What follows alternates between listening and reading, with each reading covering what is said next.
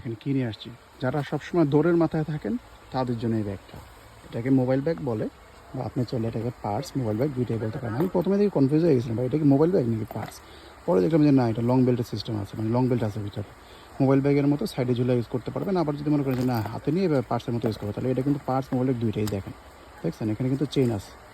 এই যে দেখেন, চেইন সিস্টেম খুলে রাখছি আগে দেখানোর জন্য। এই দেখেন এখানে কার্ড স্লট, দুইটা চেম্বার, মোবাইল এখানেও রাখতে পারবেন। আর যদি মনে করেন যে না, অন দা গোতে মোবাইলটা বাজলে ঠাস করে দুই আঙুল দিয়ে খুলে দেখাবো, তাহলে এইভাবে এখানে মোবাইলটা রাখতে পারবেন। কালার অনেকগুলো আছে এটার মধ্যে। একটা কালার এই যে অ্যাশ কালার, এই যে একটা কালার, এটার কী কালার বলে আমি জানি না।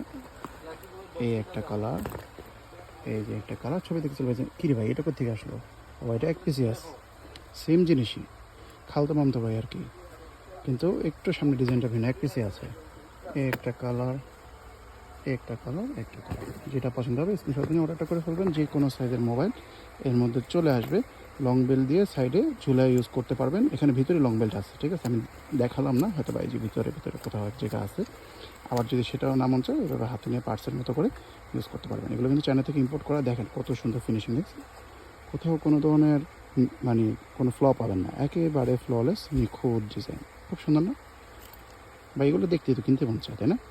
খুব বেশি দাম না, দাম কিন্তু খুব বেশি না, একেবারে রিজনেবল প্রাইস আছে, মানে কোয়ালিটি অনুযায়ী প্রাইসটা খুবই খুবই খুবই রিজনেবল।